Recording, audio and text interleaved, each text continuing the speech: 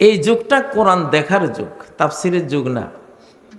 আপনারা লিখছেন তো তাফসির, ঠিক আছে, এটা হলো ট্র্যাডিশনাল গতানুগতিক, কিন্তু এই যুগটা দেখার যুগ। সানুরিহিম আয়াতিনা, আমি শীঘ্রই আমি দেখাবো আমার বান্দাদেরকে আয়াতিনা, আমার আয়াতগুলি আমি দেখাবো। সুবহানাল্লাহ, সুবহানাল্লাহ। তো আমি একটা আয়াত তেলাওয়াত করেছি, সূরা আনামের 125 নম্বর আয়াত। فَمَن يُرِدِ اللَّهُ أَن يَهْدِيَهُ يَشْرَحْ صَدْرَهُ لِلْإِسْلَامِ। আল্লাহ যাকে হেদায়েত করতে চান তার সিনাটা খুলে দেন, প্রশস্ত করে দেন, অর্থাৎ নূর দিয়ে পরিপূর্ণ করে দেন, জ্যোতির্ময় করে দেন, আলোকিত করে দেন, যে আলো দিয়ে লিল ইসলাম, ইসলামকে সে স্পষ্ট দেখতে পায় যে এটাই সত্য। এই আয়াতটা এখন বাংলাদেশে দেখা যায় কিনা? হ্যাঁ, আমাদের যুবকদের মধ্যে দেখা যায় কিনা? আমাদের তরুণীদের মধ্যে দেখা যায় কিনা? আমাদের ইউনিভার্সিটিগুলোতে দেখা যায় কিনা? শুধু ইউনিভার্সিটি কেন, প্রত্যেকটা কলেজে গেলে এই 125 নম্বর আয়াতটা চোখে দেখবেন। কিভাবে আমি হয়রান হই, আমি খুব ভাবতাম যে আরে এই যুগের পোলাপান, টিকটকের পোলাপান, এগুলি পাবজির পোলাপান, তারপরে কি সব গেম খেলে, এগুলি কিভাবে হেদায়েত হবে, কিভাবে আল্লাহ আনবেন?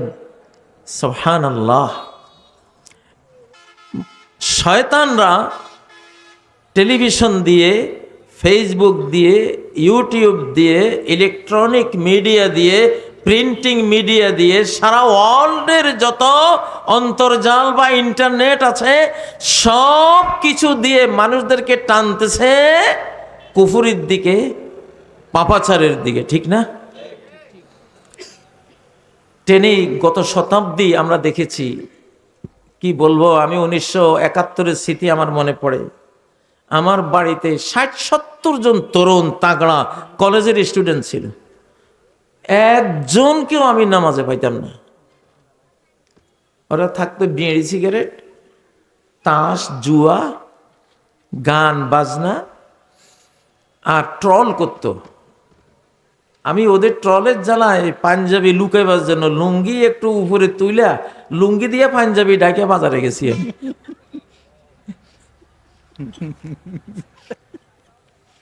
কইতো কি কি গুঁড়া গুঁড়া রেজাকার, হাড্ডি কর্ম চুনাচার, এরকম কইতো। বাস্তব বাস্তব। তো একদিন আমারে একজন বলল, এই শোন, তখন আমার বয়স মনে হয় 4-5 বছর, ছোট্ট মানুষ। ও বলছে একটা স্টার নিয়ে আয়, স্টার সিগারেট। আমারে বলছে স্টার আনো, শুধু স্টার বলছে, সিগারেটটা আর বলে নাই। তা আমি তো আর চিনি না স্টার কি। এটা পাটোয়ারি বাজারে যাইতে যাইতে এটা হয়ে গেছে স্টার্ট। এখন আমি সারা বাজারে হাঁটতেছি আর বলছি, ভাই স্টার্ট আছে? কি কষ্ট স্টার্ট মানে? কয় না স্টার্ট না, তুই মনে হয় ভুল করতেছিস, এটা স্টার সিগারেট হবে। ধরো মিয়া, সিগারেট তো কয় নাই, উনি স্টার্ট কইছে। আমি মায়ের খামো যাই, আমি তো ছোট মানুষ। সারা বাজারের সব দোকান ঘুরে বাড়িতে আসি, কইলাম যে স্টার্ট তো নাই। কি স্টার্ট নাই? ওই সময়ের তরুণ যুবকদেরকে দেখেছি একরকম, কিন্তু 2024-এ এসে দেখলাম আল্লাহু আকবার, আল্লাহু আকবার। ইয়াশরাহ সাদরাহু লিল ইসলাম। আমার আল্লাহ তাআলা, আমাদের আল্লাহ, আমাদের রব্বুল আলামিন, তিনি একটা কাজ করেছেন, কাউন্টার দিয়েছেন আকাশ থেকে, যে এত ইলেকট্রনিক সব ডিভাইস দিয়া, মিডিয়া দিয়া আমার মুসলিম ঘরের বান্দাবান্দিগুলিরে নিয়ে গেছে বেঈমানের দিকে। তো আমি একটা টান মারমো এগুলির এই ইসলামের দিকে। এটা লড়াই করেছেন আল্লাহ এদের সাথে। কুলুবুল ইবাদ বাইনা আসবাইন মিন আসাবির রহমান, বান্দা বান্দির কলবগুলি কিন্তু তোমরা যত ফেসবুক দেখাও, ইউটিউব দেখাও, টিভি, এটা সেটা, হৃদয়ের মালিক কিন্তু তোমাদের টিভি না, মনের মালিক কিন্তু ইউটিউব না, মন ঘুরাইবার ক্ষমতা কিন্তু তোমার ইন্টারনেটে নাই। ওই ক্ষমতা একমাত্র মালিকের হাতে, মালিক রেখে দিছেন ওনার দুই আঙ্গুলের মাঝখানে। আল্লাহু আকবার। একটা ঘূর্ণি দিছে উনি, একটা ঘুরানি দিছে, ইউসাররুহা কাইফা ইয়াশা। এক ঘুরানির লগে টিকটক প্রজন্ম সবগুলি রাজনীতির রাজপথে আসা, বাংলাদেশ স্বাধীন করার, বাঙালি জাতিকে, বাংলাদেশি জাতিকে মুক্ত করার, মুক্তির সংগ্রাম তো ইসলামী সংগ্রাম। এক টানে ইসলামী সংগ্রামের রাজপথে এসে পড়ছে সব। আমাদের পুলিশ ভাইয়েরা বলছেন এগুলিরে মাইরে তো থামানো যাইতো না, একটা মারলে চারটা আসে। আগে দেখছি একটা মারছি সব দৌড় পলাইছে, ঠিক না? হ্যাঁ, এখন দেখি একটা মারলে কয়টা আসে? চারটা আসে। এই টানটা কে দিছে? কে এই আকর্ষণটা দিয়েছেন? ইয়াশরাহ সাদরহু লিল ইসলাম, হৃদয়টাকে খুলে দিছেন আল্লাহ তাআলা। একদিন সার্জিস না জানি কে ঢাকা বিশ্ববিদ্যালয়ের ওখানে বসে বসে এরা উর্দু গান গাইতেছে। সোচতা হ্যায় কিতনে মাসুম থে, ক্যাসে ক্যা হো গয়া দেখতে দেখতে। বাহ, মাশাআল্লাহ, তোমাদের সুচে এসে গেছে। সুচতা মানে চিন্তা, ভাবছি, একটা চিন্তা আসছে, কিরে কি ছিলাম, কত ভালো ছিলাম শিশুকালে, যে মা বাবার পরিবারে জন্ম নিয়েছি, কোরআন পড়েছি, মসজিদে গিয়েছি, আল্লাহ রাসূলের নাম নিয়েছি, কত সুন্দর। বার্ষিকীতে এসে ক্যাসে ক্যা হো গয়া দেখতে দেখতে দেখতে দেখতে কি থেকে কি হয়ে গেল, এটা তো ঠিক হলো না। এই যে এরা ঘুরছে, আল্লাহ যে ঘুরাইছে, আলহামদুলিল্লাহ আলহামদুলিল্লাহ। এই সিনারিও আপনারা বাংলাদেশে দেখছেন, দেখবেন। হাদির জানাজায় দেখেছেন ইয়াশা সাদরাহু লিল ইসলাম, এই আয়াতটা হাদির জানাজায় একবার দেখেছেন, হাদির কথার মধ্যেও দেখেছেন, হাদির ভাব সাবের মধ্যেও দেখেছেন, ঠিক না বেঠিক? বেগম খালেদা জিয়ার জানাজার মধ্যেও দেখেছেন। এই জানাজাটার একটাই কারণ ছিল যে বাংলাদেশের স্বাধীনতার প্রশ্নে এই মানুষটি আপোষহীন ছিল, নিজের দেশ বিক্রি করে সুবিধার কখনো চিন্তা করেননি। আলহামদুলিল্লাহ। আমি কি ভুল বললাম? দেশপ্রেম, এই দেশপ্রেমের উপরে আল্লাহ তারে যাজা দিয়েছেন। এটা তাহলে এটাও ইসলামকে দেখলাম। ইয়াশা সাদরাহু লিল ইসলাম, আগামী দিনেও দেখবেন ইনশাআল্লাহ, প্রত্যেকটি নির্বাচনেও দেখবেন ইনশাআল্লাহ। ফুটবলের মাঠে যখন নারায়ে তাকবীর আল্লাহু আকবার আসছে, তা কাহনা কে আল্লাহু আকবার।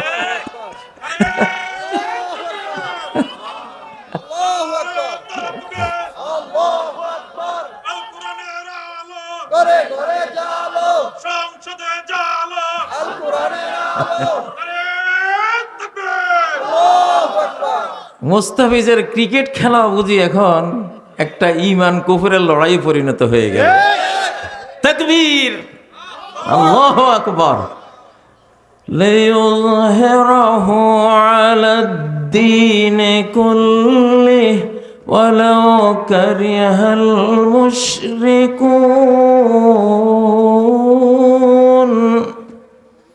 ভাই, আমি জেলে যাওয়ার আগে কোরআন আরেক রকম পড়তাম, জেলে যাওয়ার পরে আরেক রকম হয়েছি। আমি এখন যে স্টাইলে কোরআনটা পড়ি, জেলের আগে এটা ছিল না। জেলের আগে এক খতম কোরআন দিতে সারা বছর চেষ্টা করিও পারিনি, আর এখন প্রতি 7 দিনে আলহামদুলিল্লাহ। এখানেও ইসলাম দেখা যায় কিনা, যে ইসলামের হিট করবা, হিট করলে এটা আরো এটা জেগে উঠবে। যত আলেম জেলে গেছে সবাই জেগে উঠছে আলহামদুলিল্লাহ। এবং যারা জেলে যায় নাই, ও জেলখানার আলেমদেরকে দেখে তারাও জেগে উঠছে, আলহামদুলিল্লাহ, ঠিক না? আলহামদুলিল্লাহ। তো এই ইসলামকে কেউ রোখাতে পারবে না। জোহরান মামদানির নিউ ইয়র্ক শহরের যেই রেজাল্টটা, আল্লাহু আকবার, আপনারা সেটা শুনেছেন যে তুলসী গেবার্ড বলেছেন যে ইসলাম আমার আমেরিকাকে খেয়ে ফেলতেছে। সে তো বলছে ইসলাম আমার আমেরিকাকে খেয়ে ফেলতেছে। আমি মনে মনে ভাবি এটা যে বাংলাদেশ থেকে শুরু হয়েছে, এটা তোমার না বুঝাই ভালো। 2024-এ আল্লাহ এই বাংলাদেশি জাতিকে ইসলামের জন্য মনোনীত করেছেন, আলহামদুলিল্লাহ, আলহামদুলিল্লাহ। এত আবেগ, মাহফিলের প্রতি এত ভালোবাসা, কোরআনের মাহফিলের প্রতি এত ভালোবাসা, এত গণজমায়েত, এই যে গভীর রাত শীত উপেক্ষা করে বসে থাকা, এগুলি বাংলাদেশ ছাড়া কোথাও এরকম নাই, ঠিক না বে ঠিক? আল্লাহু আকবার। তাহলে ইসলাম আমরা দেখব এখন যেটা হচ্ছে, প্রায় 1 শতাব্দীর কাছাকাছির যে বিশ্বনীতি ছিল যে কেউ কারো সার্বভৌম দেশে আক্রমণ করবে না, অলরেডি এটা ভেঙে গেছে। এটা কি ভেঙে গেছে? এখনকার যে রাষ্ট্র ব্যবস্থা, এটা ধ্বংসস্তূপে পরিণত হবে। হলে এই ধ্বংসস্তূপ সরিয়ে ইসলামী খেলাফতের রাজপ্রাসাদ এই ধ্বংসস্তূপের উপরে নির্মাণ হবে ইনশাআল্লাহ। সেই লক্ষণটাও এসে গেছে, এসে গেছে না? ওয়ালাউলা দাফউল্লাহিন নাস বা'দুহুম বিবা'দিল লাফাসাদাতিল আরদ ওয়ালাকিন্নাল্লাহা যু ফাদলিন আলাল আলামিন। যদি আল্লাহ একদল মানুষকে দিয়ে আরেক দলকে প্রতিহত না করাতেন, তাহলে এই পৃথিবী ধ্বংস হয়ে যেত। এখন একটা লড়াই লাগবে ইনশাআল্লাহ। বাংলাদেশেও কিন্তু লড়াইটা আসতেছে বিশ্বব্যাপী। এখন কোনো ছোট রাষ্ট্রের নিরাপত্তা থাকবে না, কোনো ছোট রাষ্ট্রের নিরাপত্তা থাকবে না। এখন একটা আয়াত দেখবেন, সে আয়াতটা সূরা মুমিনুনের 52 নম্বর আয়াত, 53 নম্বর আয়াত। ওই আয়াতটা দেখবেন। সেই আয়াতটা কি?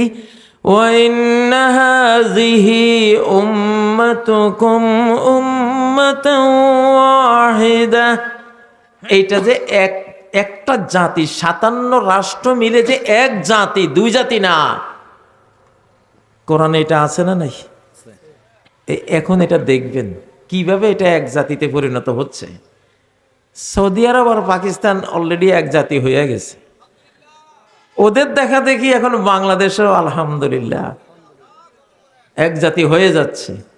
এর পাশাপাশি তুরস্ক, ইরান, তারাও, কাতার, তুরস্ক, ইরান, তারাও পাকিস্তানের সাথে একজোট হয়ে এক জাতিতে রূপান্তর হচ্ছে।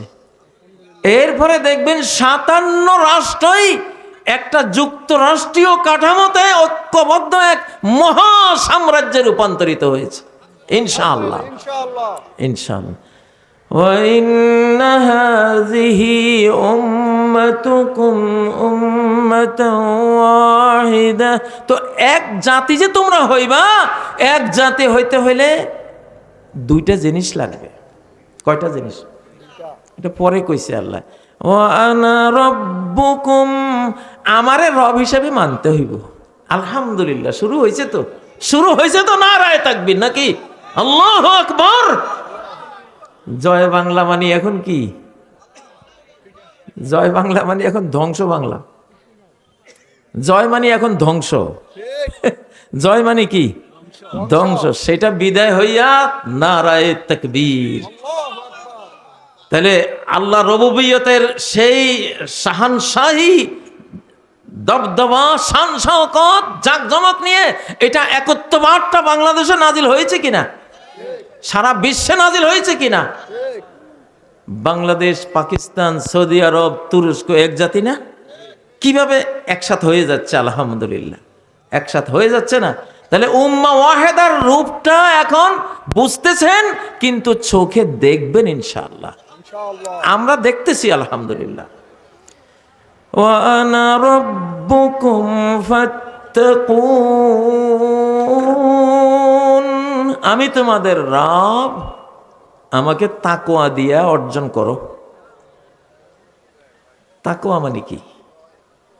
তাকওয়া মানে হলো দুনিয়ার মোহ কম, পরকালের মোহ বেশি, এটাকে বলে তাকওয়া।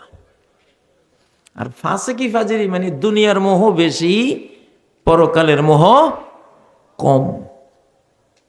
কোরআনের পরিভাষায় কোরআন দুনিয়াদারগুলিরে ফাজের বলে, ফাসেক বলে, আর যারা আখিরাতওয়ালা এদেরকে মুত্তাকি বলে। فألهمها فجورها وتقواها। ফুজুর কি?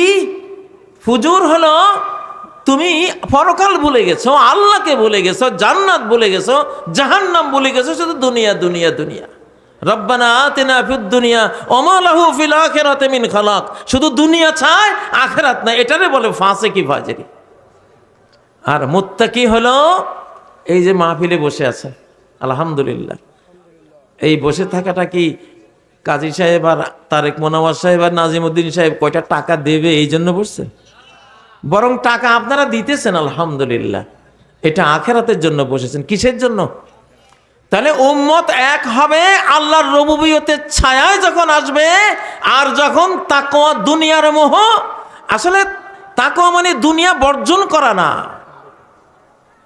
তাকওয়া মানে দুনিয়া বর্জন না, তর্কে দুনিয়া না।